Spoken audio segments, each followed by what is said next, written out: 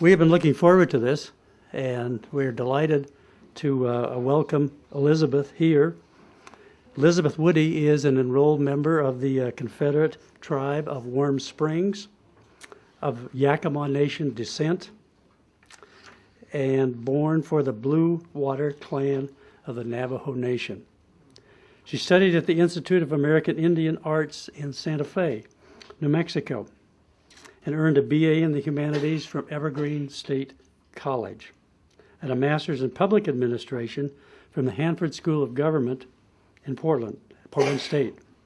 Her collections of poetry include Hand into Stone, 1988, which is reprinted as Seven Hands, Seven Hearts, the winner of the American Book Award from the Before Columbus Foundation, and Luminaries of the Humble, 1994.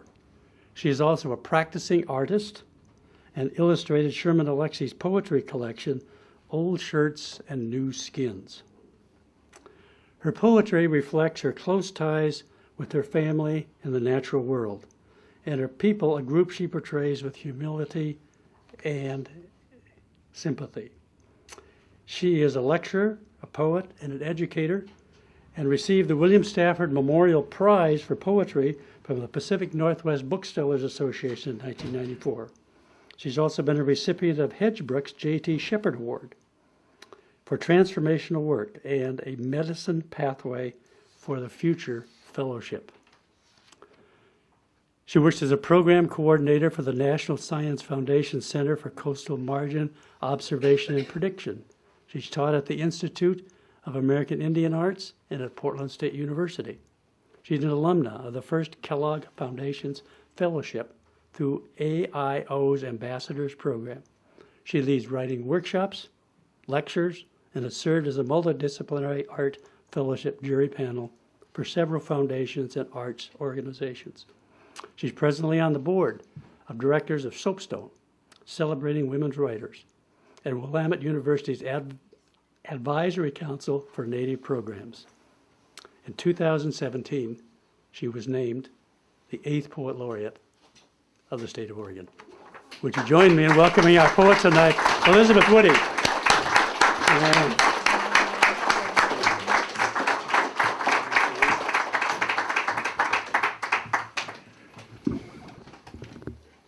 Thank you.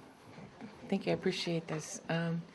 This is winding up the 2-year stint as Poet Laureate of Oregon, and I want to say it's been, and it's just been very thrilling for me, and as well, I think back to the days when I started writing poetry, how things seemed so different. And today, when I'm coming out to different places in Oregon, going to the city of Portland, that so many things have changed. And I feel like what I have written about, or what I have thought of in these poems no longer exist. And some ways it's true, in other ways, things that had happened in Portland and Oregon over the last 200 years have remained the same. So people have differing viewpoints about what our country should be like. When I first came to read at Merrillhurst last year, was it last year? My goodness, 2 years ago. People came up to me and said, I was grieving so much for our country. And I am so grateful that I was able to come and hear you read. Because I think probably more so the kind of adversity that my tribes people have encountered in the last 200 years has been so great. And the changes that have come to this region have been enormously different. You know, when you have 2 Sockeye River salmon going up the Snake River in 1994 to having a recovered sockeye coming inland, not only there, but to Blue Lake in the mountains, that's hopeful.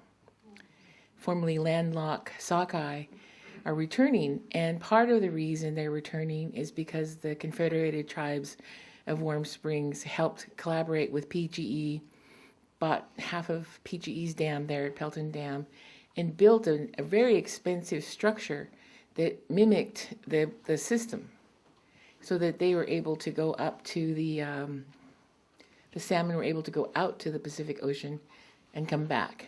And the steelhead are also not seafaring, but there's a term for it where they go into the ocean and come back.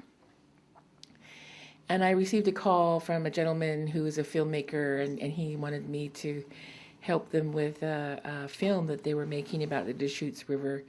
And he tells me that the Deschutes fishermen are upset about how the tribes have altered the river. And, and that their fishing is no longer as good as it used to be.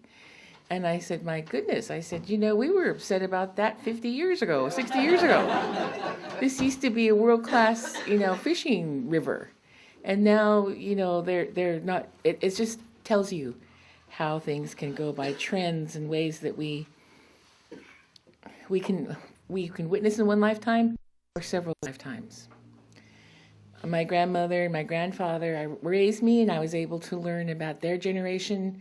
And I recall this one time we went on a picnic, and we used to take rides all over on these back roads to go to these special places that were really, and when I look back, were holy, And we would go to the mountains, we'd go to the high desert, and we went for a picnic up at the mouth of the Metolius River, which is at the base of Black Butte.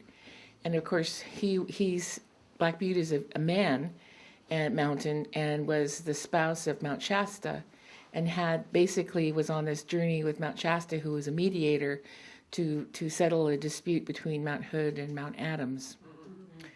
Not Mount Adams. Yeah, no, it was Mount Adams. Yeah. And she had packed all this equipment because she knew how hard it was going to be. And he got tired packing it, and he sat down where he is now and said, I'm not going any further. And she said, fine, stay there. And she left. So anyway, that was Metolius River, comes out of the base, it's a spring. And when we got there, there was barbed wire fence all around this area that obviously had been opened up and was cleared, it was altered. And my grandfather looked around, and there was these placards pasted and stapled and nailed onto trees saying that this land now belonged to this gentleman, and that for a while it will be open for public use, but basically it was private property now, and you have to leave. You can't be there. And my grandfather had spent all morning when we were driving up there telling us how his mother used to bake bread and bake all of these goodies, and they'd come up there to picnic in their wagon, and he would feed the fish. He said they were tame.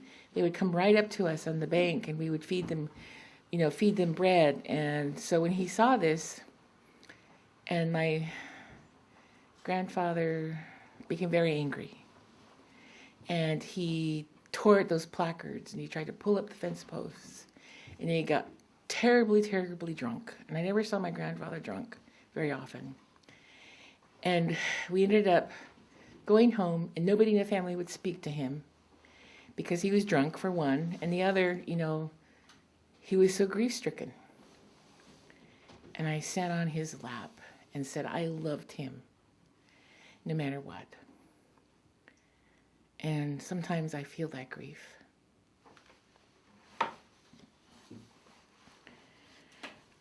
The broadsides you have, this poem I wrote in Portland when I lived on 11th and Lincoln, and I lived there for 28 years. And when I moved there, I moved from, I've always kind of lived in the 97214 zip code there, but I moved there from an apartment house that had been around the corner from the Nazi skinhead headquarters. And they had beaten a man to death there, and of course I had encounters with them, but they only attack you if they know that they can get away with it. But the girls loved my little dog because she was like what's that, the tramp, that little Lady and the Tramp. She was like Lady. She had beautiful ears, and she was black ears, and she loved them. She's a Cocker Spaniel poodle. And so they would pet her, and then their boyfriends would turn around and say, "Don't pet that blah, blah, blah, blah, Indian dog. And I thought, I have to learn about what these people are about. I said, I just can't continue to let this happen around me. And that was before, it became a crime to have a hate crime, actually. So I moved to this place, and I had to enlist my phone number. I had to enlist my name in the phone book. And still had these Nazi skinheads walk by my apartment and scream at me through the window and do stuff. So essentially, that hasn't changed. And I think that's a really sad thing for us. But Home and the Homeless also taught me that there was this homeless camp along the river, Oak Bottoms, and when the day would come at nighttime, they would go into the lads edition and go through the dumpsters and go through things and their garbage to get things to sell or to eat or whatever. So we had this kind of migration route between, and that's where I was situated. And so the people would come in our back porch, go through our recycling, go through things, and leave. The buildings are worn. The trees are strong and ancient. They bend against the grid of electric lines. The windows are broken by the homeless and the cold past. I am home on the yard that spreads mint, pales the Victorian roses, takes into it the ravaged lilac tree. The black bulk of plastic lies about, stopping unwanted weeds for the landlord. Tattered the cedar tree is chipped to dry heaps of recklessness. The unwanted spreads by the power of neglect. The wear of traffic says that we are out of time, must hurry. Age, the creak in the handmade screen door, fades behind itself. There were a couple of things that happened too that I learned while I was there, or the neighbors. There was Maria, the old country lush, and I have her in one of these poems, in The People. And I actually grew up in that neighborhood. My grandparents lived in Warm Springs, and that's where I lived and went to school. But in the summers, I would stay with my Aunt Lillian Pitt, and she had a house in Ladd's Addition. And so we would, when we lived there, it was a blue-collar neighborhood. And there would be spats with the gypsy family across the street who felt like they could borrow the garden hose for whatever indeterminate time. And, kids that played there. It was a very different neighborhood, but I felt like that was also really important and symbolic for me to live there in that area because it was a designed neighborhood. And when you look at the places out there in the land and you think that this was a wild country, it's not true. It was managed. The the open Willamette Valley were burned seasonally and opened. And that would be for the oak trees to proliferate and grow. And up in the mountains, the huckleberries had to be harvested in the fall, but you also had to tend to them all year long. So families had actual stands of huckleberries or places where they could get huckleberries and keep it, so they would tend it. They would take care of it.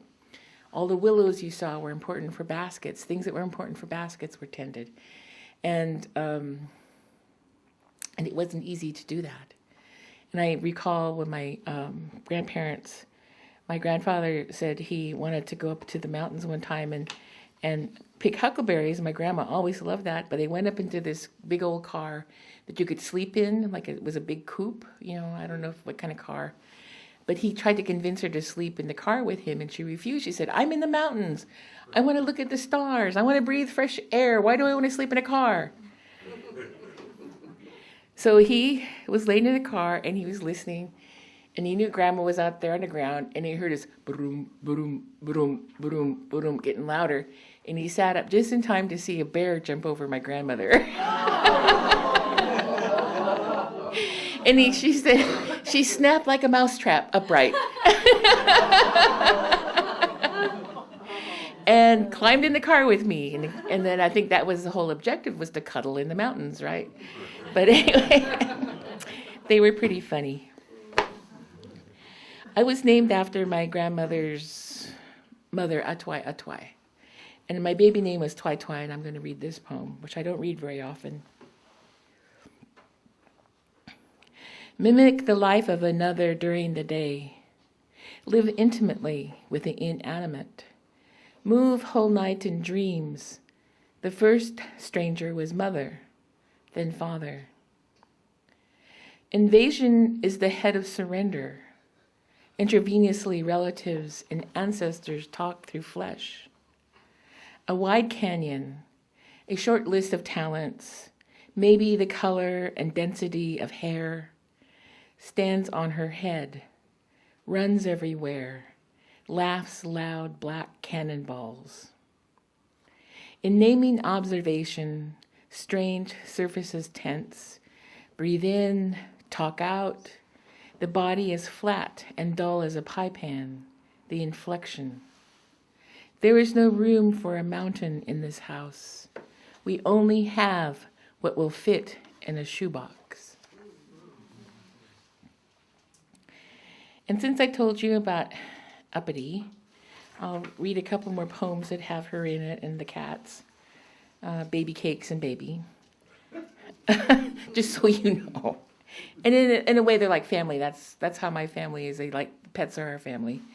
And this is called Walk This Way. Purity, the insuperable emptiness I have most slept with, swings the torso, insouciant mornings of flapping arms and sheets over the cats. I follow the dancing dog, clacking toes, tap on stairs to the sidewalk. The mumble in the wind is loose garbage, leafy receipts of cold and lightness of limbs. Do not tally up your detriments in the morning of full rainbows. The self-talking ailments, idiotic release, finds fault to complement the ache of bone and teeth.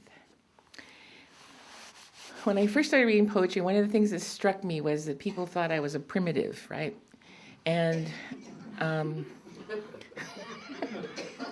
I might be wild, but I'm not primitive.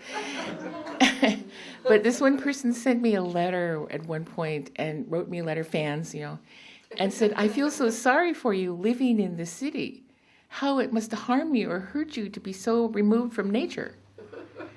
And I wrote back and I said, I don't know how I could avoid nature. Gravity, for one. And I just spent a lot of time talking to people about stuff. And so I ended up writing all these poems that seem very abstract, but are rooted in this, what do people think I think about? So this is called Light.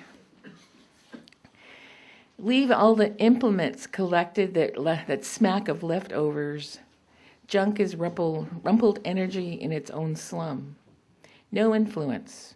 Peculiar. Made timid by someone else's purpose and good intentions. Generosity is straight between us. We are not predictable or oriented, best with practice in enlightened positions, not when, especially, the object of desperation is fakery of Godhead or perfection. The mirror is acceptable. The struggle shows itself abruptly, the strangle, wrestling secrets. The volume is turned by infidelity. Tottering thoughts in boredom rearrange the stillness of objects. Timid rebellion, worn wood. I spent a lot of time in training to be a poet. That's kind of weird, and I always thought it was.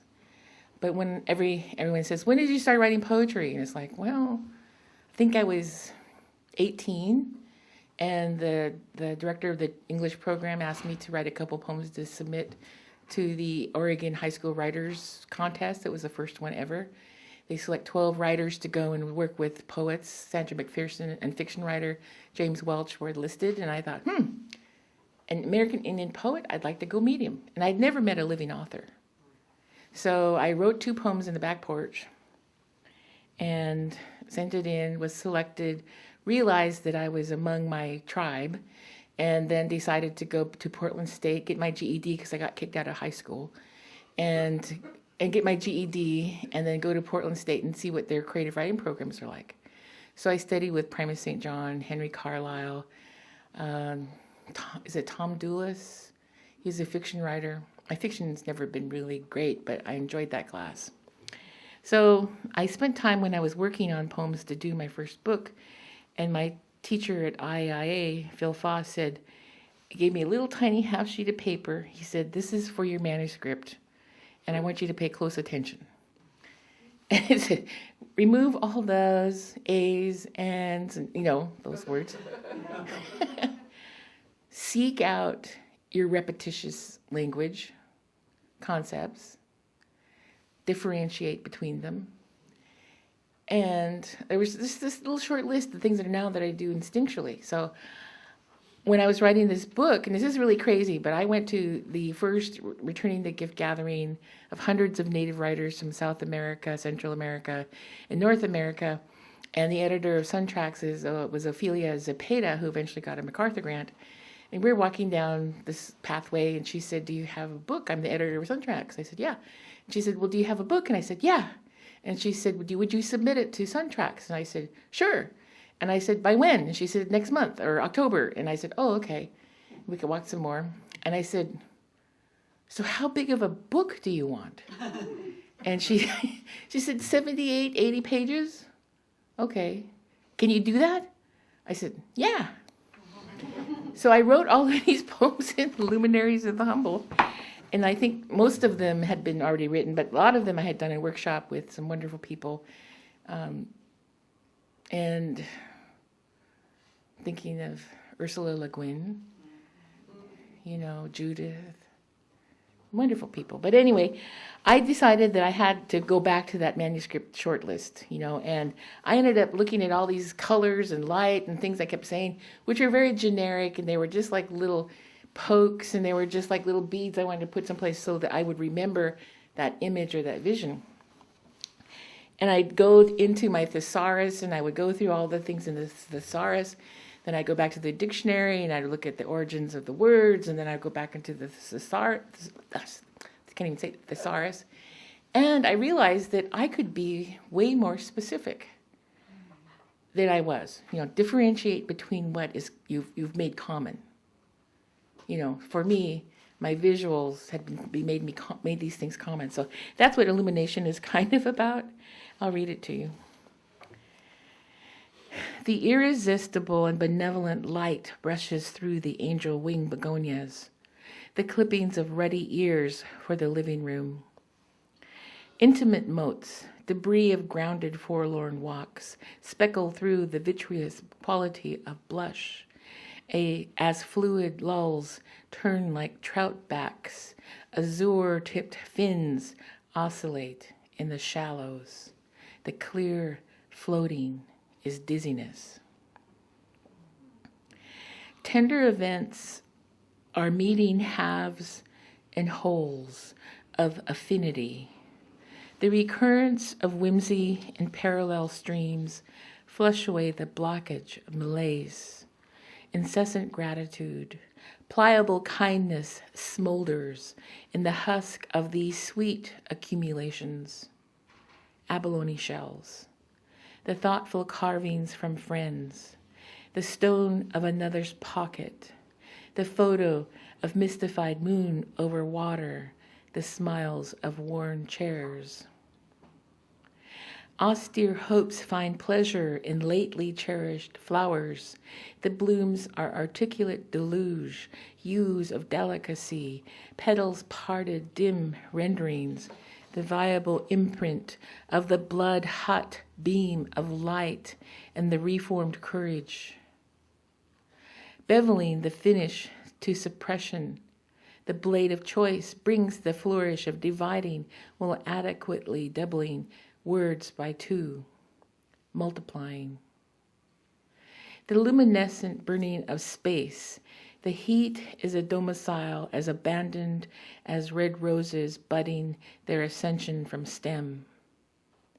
The sun has its own drum, contenting itself with the rose heart. It takes into continual rumbling the connection of surface and hand. The great head of dark clouds finds its own place of unraveled repercussions and disruption elsewhere over the tall, staunch mountains of indemnity.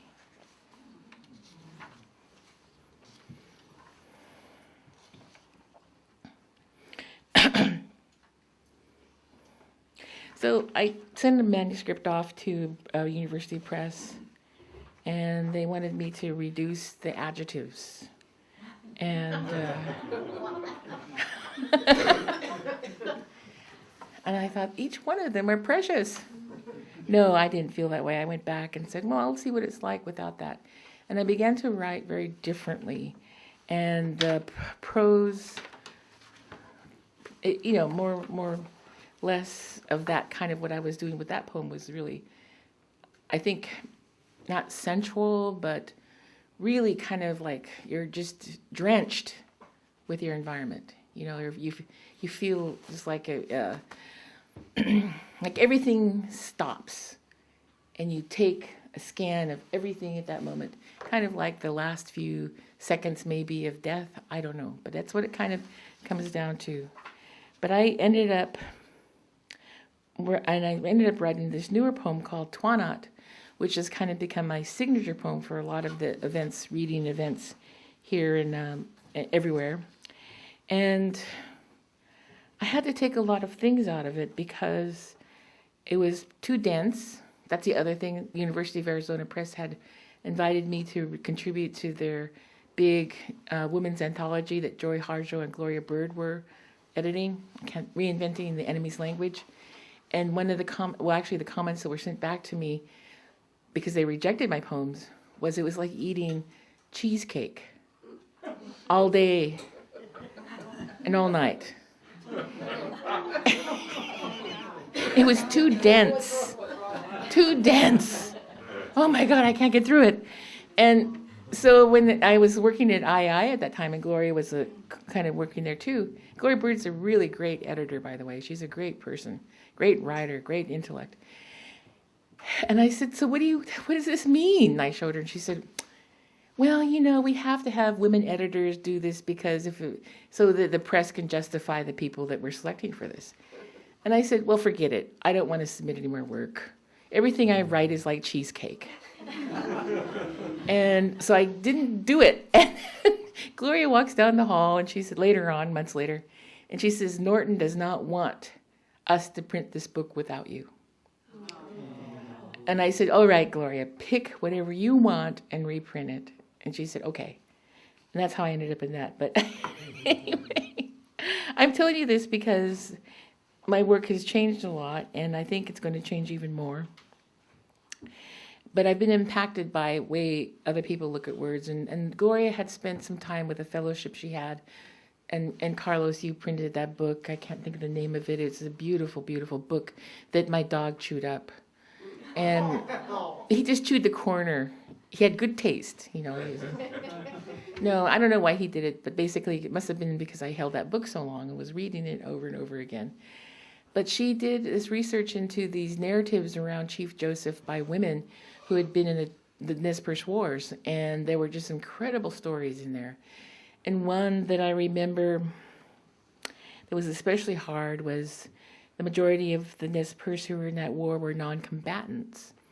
And the children would have to run, and everybody would know where they could reconvene, but the children would have to run and hide and go down rivers in these cold, cold rivers. And women would have to pick up their rifles of their fallen husbands and continue to protect their family. And there's this one story about a cradle board that this mother had put in a tree with the full intention of coming back to get her baby when it was peaceful again. But of course, she didn't live. And the tree grew around the baby. And so this is a monument now in Nez Perce country that nobody knows except for them that do. And they go, the people of family who belong to that baby go and remember that child. So, Twanat, to follow. There's some Ichishkeen words in here. Twanat, of course, I said is ancestral teachings. Nimipu or Nez Nusuch means salmon. Blue moonlight and swooped clouds thin to dark, eagles mating in crosses of upward elliptical loops. Beating pulses, synchronize heartbeats among the Thule reed longhouses. An old wound in the land healed over years of corruption and charging horse soldiers. The children ran over the embankment.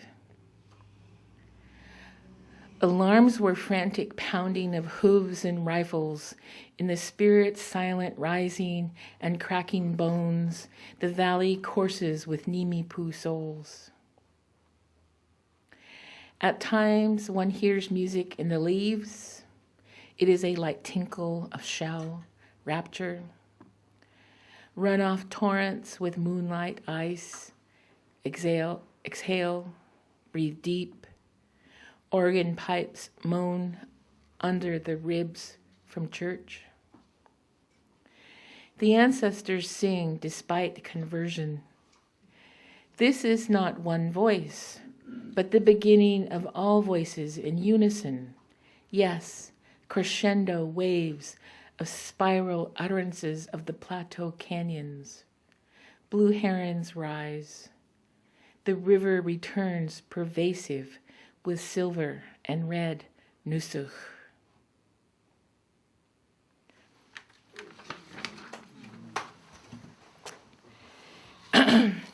So there are actual literal stories that I incorporate into some of these really kind of strange abstractions.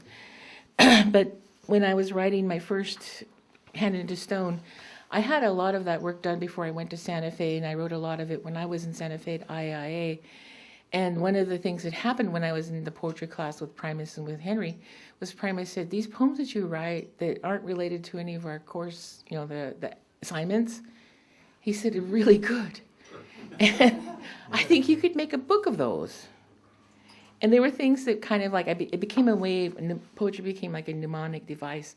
I could remember really elaborate things through these poems, even though I would forget eventually what it was about, but these things that were left were residual kind of imprints. And I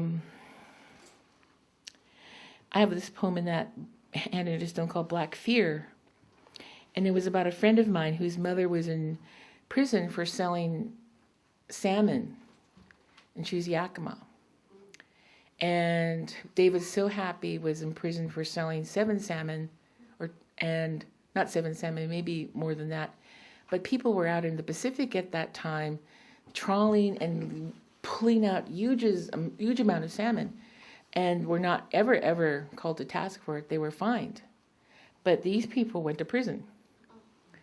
And so Randy told me about his brother was out at night, and the police were out there in the river, and the way that they dealt with that was his brother went to the side of the river, pulled out his boat because he didn't want to be in the river when they approached him because he would potentially be killed. He would drown. He'd be another one of the Indian fishermen who would have drowned. So he ended up, because of his mother's reputation and because of his brother got out of the river, and the police followed him, and they busted all his fingers and his hands. So he couldn't fish. And and they called them renegades. These Indians were renegades. And the other thing that happened was that because Randy did that one time, he pulled out and he went running home, clear from Bingen all the way to his mother's house. But he ended up going through like poison oak. So he had all of these welts, and he was just completely covered with poison oak. And he had promised to take me back to Warm Springs that weekend. We were in college then. And he said, I've come to take you to Warm Springs. And I said, well, you look like you're really miserable. And he said, well, yeah, I am, but I will take you. And so when we got to the mountains, I said, pull over here. And we went to this place where I knew there was white clay. And I said, put this on your welts, and it will take that itch away and take that pain and that heat.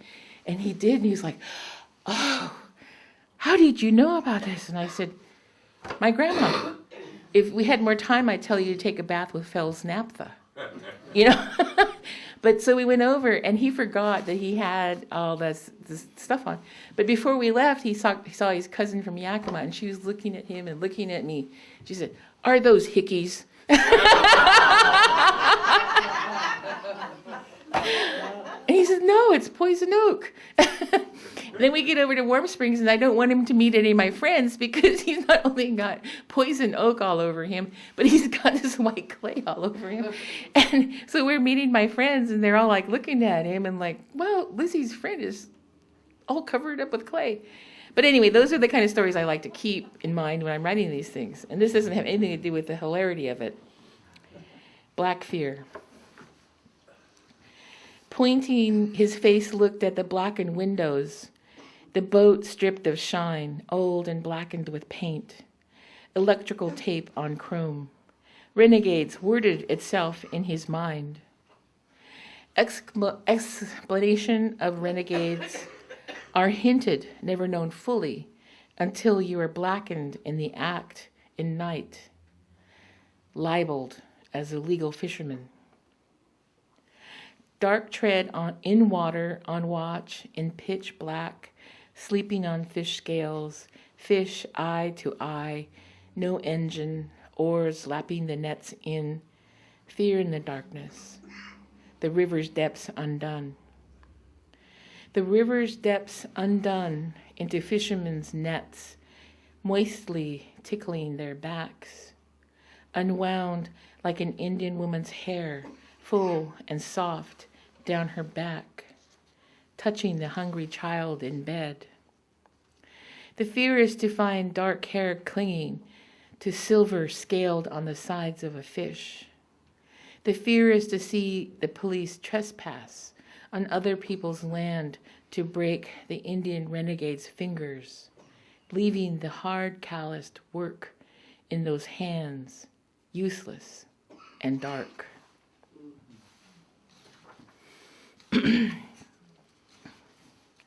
So my mom passed away, and I moved to Warm Springs, and I've been there now for quite a while, 3 years, and it's very hard to make that transition because I'm used to being, having a job here in Portland and doing things that I thought were important.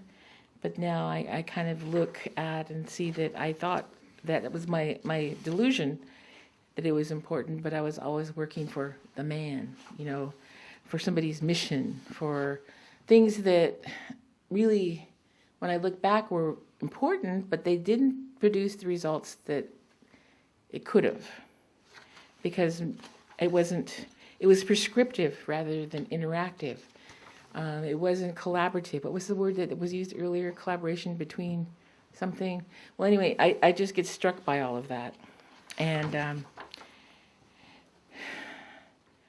my mom was sick with cancer, and we had all of these different services. And one of them was a Shaker Church service in the house, or a couple of them were Shaker churches. And this isn't like the Shaker Christian religion. This is Indian Shaker religion, which is a combination of Indian singing and the Catholic. I'm not Catholic, but it must have been Catholic, because they have the 3 crosses in the building. But at night they close all the windows because they don't want any darkness to come in. And there's all this stuff. But my mom told me one time that she went to the Shaker Church with our grandmother, and she was possessed by the bells. And this is kind of what this poem is about. She was like, I was trying to keep away from it, but I ended up going up to the altar and grabbing these bells. And then I was shaking them so hard. I was so tired, and I was stomping my feet. And then, she said, I was possessed with this desire to shake these bells. And then finally I got myself back, and I took these bells back up at the altar, and I put them down really hard and forced myself to let go. And she said, and I never touched bells ever again. But it was like, that's kind of how it is. It's ecstatic. It's an ecstatic, experiential religion. And so this is Shaker Church prayer. And my grandmother would go to the Shaker Church. And my sister actually one time disappeared, and we found out she went to Shaker Church conference up in Canada. And it's like, she did with their friends. Her feet raise dust. Shaker songs. Stomp, stomp, crack the floorboards. Pairs of bells, round brass mountains erupt from their hands. They rise for calls of prayer, throw the evil away, bring the light in. Ears ring and numb. Candle flames suspend the shape of Jesus' cross. She sways. The song and breath is expelled through tight lips. Hands draw up grandmother's sore posture. The candles above them are brilliant. The bells crack. Our floor erupts with feet. She knows how to heal. Her eyes are closed, and she sees the source of disease. They rise in the prayer. Throw the evil away. Bring the light in. Her hands tremble from the wrist. Hold off the darkness. Arms embrace with the light and air of song and prayer. The church trembles. Then we rest. So those were kind of the things that kind of shook out for Hand into Stone. And I was very shocked to get the American Book Award, because at that time when I'd go and read, people would just get up and leave. You know, I had to maybe perfect my performance. I don't know, but now I think people really see it differently, and I'm glad, because it opens up a place for anyone to read about, and if they want to. And that's really important for me, because I think that's what I feel when I read other people's work. And, you know, there's this whole bunch of young Indian poets now that are, you know, set loose on the world. And they're all smug, and they're all arrogant, and they all believe that they're writing the cutting-edge work of this century. And but they've never sat down and heard Grandma tell them something. And they haven't had to run their poem, Shaker Church Prayer, by their little sister. You know, it's kind of like you make up this virtual world of angst. And my cousins, Pete and Patu, who were first cousins, wanted to go see Sherman Alexie. And I took them. And he was a friend of mine at the time, and he's not a friend of mine so much anymore, but at least we've gotten back to talking to each other. And we went up, we bought some books from him, and he told me, he says, "Elizabeth, I don't want you to laugh during my reading." I said, "Okay. I can do that." And so we sat right up front, because Pete and Pa, too, wanted to sit right up front, and I didn't laugh. And they didn't laugh, but everybody else around us was laughing. And we sat there, and we weren't laughing. And then when later on I bought them books, Sherman signed it for them, and they read his books that he was selling at that reading at Powell's. And my cousin Patu, I said, "So, how are you doing? What did you think of the book? Did you read it yet? Did you read his books?" She said, "Yes, I did. You know, I just finished a biography on Sid Vicious, and that's who Sherman kind of reminds me of. He's taken on the burden of the Irish. And he's not Irish. He wasn't raised that way. Huh? I don't know if that's true or not, but this is what she told me." And I said, "Oh, okay." And she goes, "You know, so I'll wait a little bit." But she said, "You know, I was more upset by what he said at his reading that didn't have anything to do with his work." And I said, "Well, what was that?" And she said, "Well, he told us that he opened up for the Indigo Girls on one of their tours. He was their opening act, and that he told everyone he was an honorary lesbian." And she said, "That really upset me and made me mad. That's erroneous, far from the truth. And quite frankly, he could never, ever be a woman or pretend he's one. He couldn't pull it off." You know, "Okay, Patu."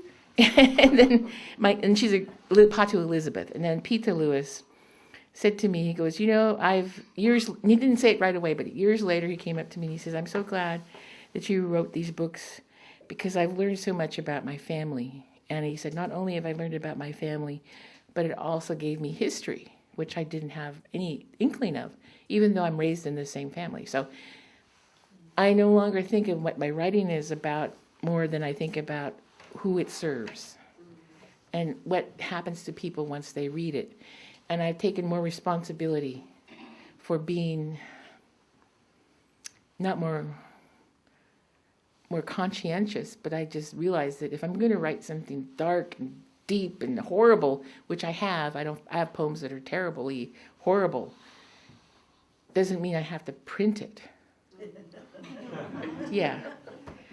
If somebody needs to hear that, I will tell them what it's about, but most of all, I need to be responsible. So this is called Cold Blood. And it's from a story of a friend of mine who was murdered in her sleep. This isn't about that, but she was murdered in her sleep by her girlfriend. And the man he killed his girlfriend, and because she was sleeping on the couch, he went out in the living room and killed her. But she told me this story about when we were riding on the bus together, that she had been arguing with her boyfriend that broke up with. But they were walking across the Burnside Bridge, and says, I got really dramatic, and I said, I'm going to kill myself. And he just looked at her and said, go ahead. And she said, so I went and threw my leg over the concrete on the Burnside Bridge. And I said, I'm going to kill myself. And he's walking on. And she got really angry, and she was going to bring her leg back over and go chase him down and argue with him some more. But she fell off the bridge. And she landed... She said, for whatever reason, I landed in the river just right. And she said, do you realize there's no place to get out of that river for a long ways? I thought about it, going, no, there isn't, is there? She says, no, I had to swim a long ways to get out of that river. And then I walked home, and then he was sleeping. I said, I jumped, I fell off the bridge. And he said, but I thought you were dead. I'd deal with it tomorrow. And so I said, I hope you're not even thinking of ever being around him again. She says, no. She said, after that, I decided I wasn't going to take any kind of guff from anybody, and I was just going to live my life in support of women. And that's what she was doing when she was at that house. She was supporting her friend. So this is called Cold Blood. So I've shared that with you, but I normally wouldn't share that. The arrow he flies surely to this beating stone, the woman displaced and stopped on the sidewalk. In the city of roses, flowers burst outward, as does her furious sorrow. Small in the expanse, she is plunged into the undertow, wiping the streets with her back. She is rolled out of moving vehicles, off the biggest bridges, and survived. But not this. He is a silver lure spinning deceit. There is red, there is blue, earth and sky. Red is the sockeye flaming into the Snake River. Cold red flesh, blood cupped in the spine, listens to the language of turmoil. The final articulation of this blood will be spawning. That is what she bites. She moves her torso slowly into this straight posture, bending the clouds. The mountain shawled like this has a gentle voice. In her throat run the high desert antelope and the air of quails. The many feathers in her hands are eagles. Before the grasses wave gold, the salmon, the nusuk, search for the other in her hair, floating after the word. The word is love. In the volcanic soil, there is a short spring, a brief season of flesh. He is haunted and crumbles under ice and rain. The common circle is strange. His hands bear fragile weapons to impale this moon, this earth. He flays the petals from the stems, the nectar, juniper and pine whistles. Comfort her, the farewell song. He leaves the body with stones in her palms, obsidian in the belly, in the current. A thunder egg beats its heart from her mouth into the river that she had left at birth.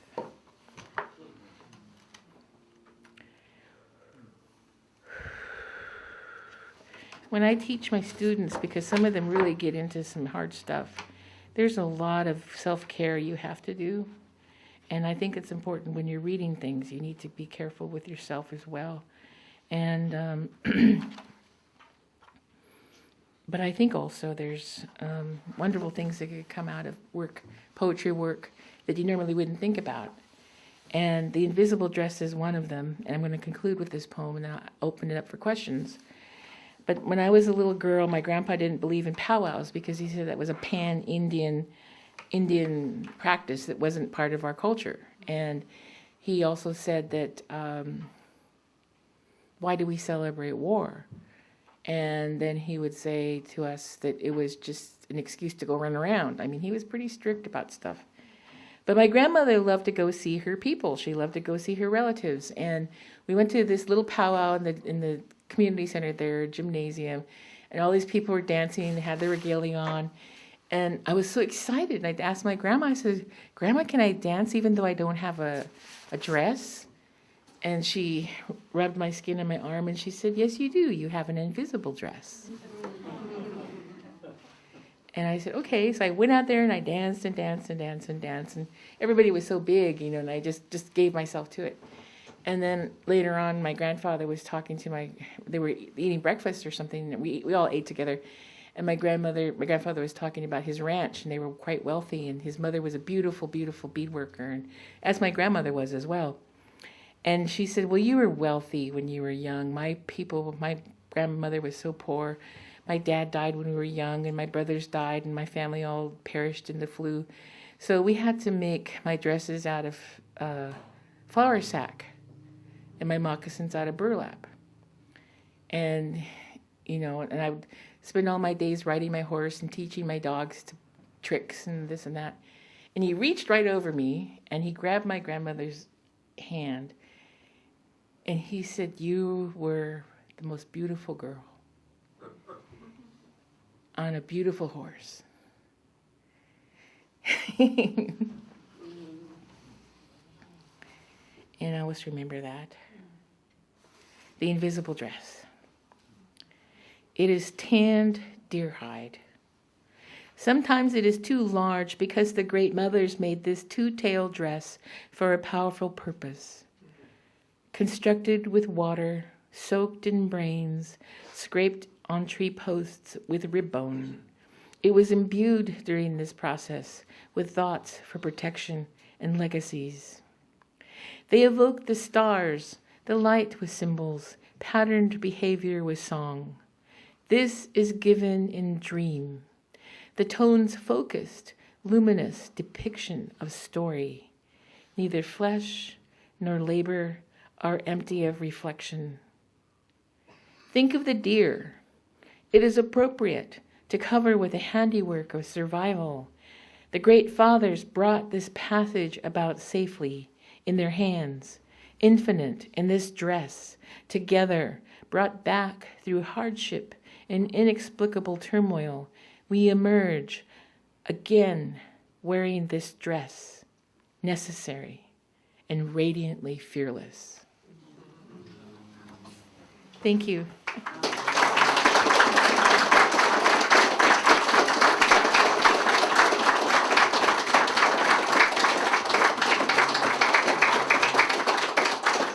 So, I know not everybody likes poetry, so I'm grateful that you came out tonight. I actually had a friend from Canada that I would read poems to him, and he'd say, I really like listening to your voice. He said, but I think I'm poem deaf.